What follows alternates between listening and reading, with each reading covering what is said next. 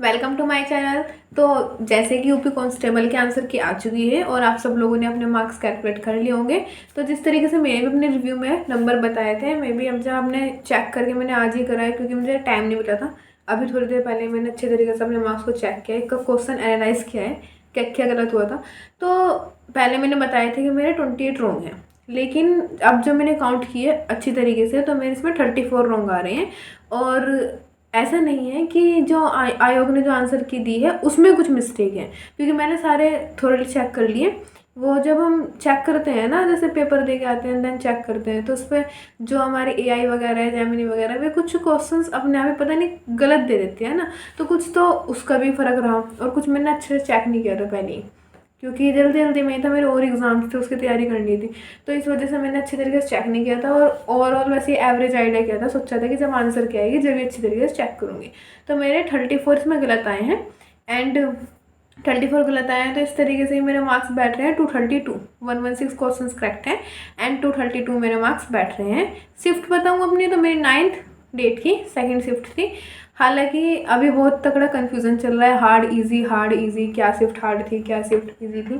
मैंने बहुत बच्चों को देखा है, कोई कह रहा है भाई 9th की फर्स्ट शिफ्ट हार्ड थी, कोई 10th की फर्स्ट शिफ्ट हार्ड बता रहा है, कोई 10th की सेकंड शिफ्ट हार्ड बता रहा है। अगर मैं पर्सनली बताऊँ, जैसे मुझे खुद लगता है, तो मुझे ऐसा लगता है कि सच में 9th की सेकंड शिफ्ट हार्ड थी, ट्रूली।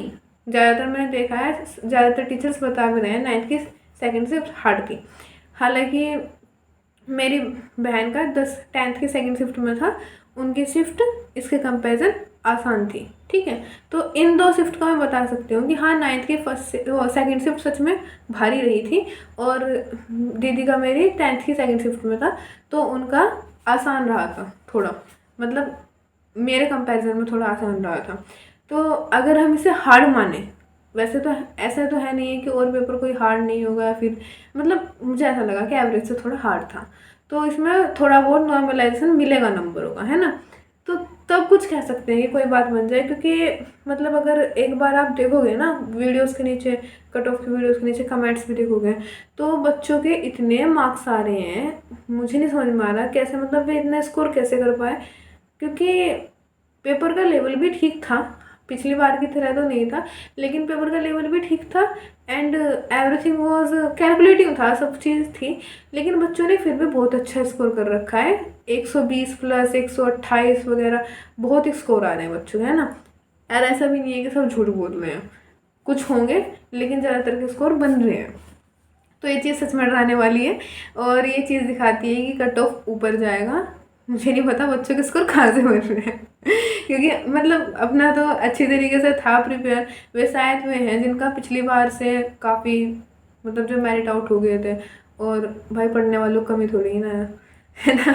तो ये वाला हिसाब है, मतलब मेरे से तो बहुत ऊपर ऊपर है, और मुझे ऐसा लग रहा है, मतलब पहले तो मुझे लग रहा था कि शायद फाइनल हो जाएगा, लेकिन अब तो मुझे ऐसा लग रहा है कि शायद सिर्फ फिजिकली कॉल आएगी, एंड उसके बाद शायद फाइनल तो आउट है।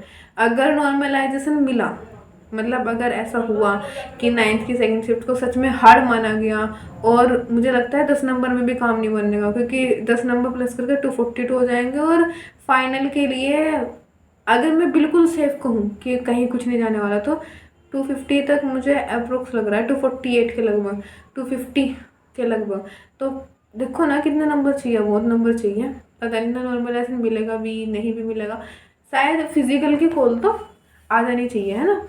बाकी कट ऑफ कोई प्रिडिक्ट नहीं कर सकता है, सारी तुक्केबाजी है, सब तुक्के मारे, कोई कह रहा है ये शिफ्ट हार्ड है, कोई कह रहा है ये शिफ्ट हार्ड है, कोई इसके अकॉर्डिंग नंबर बता रहे हैं। अल्टीमेटली तो जो होना है वो तो होएगा ही, है ना।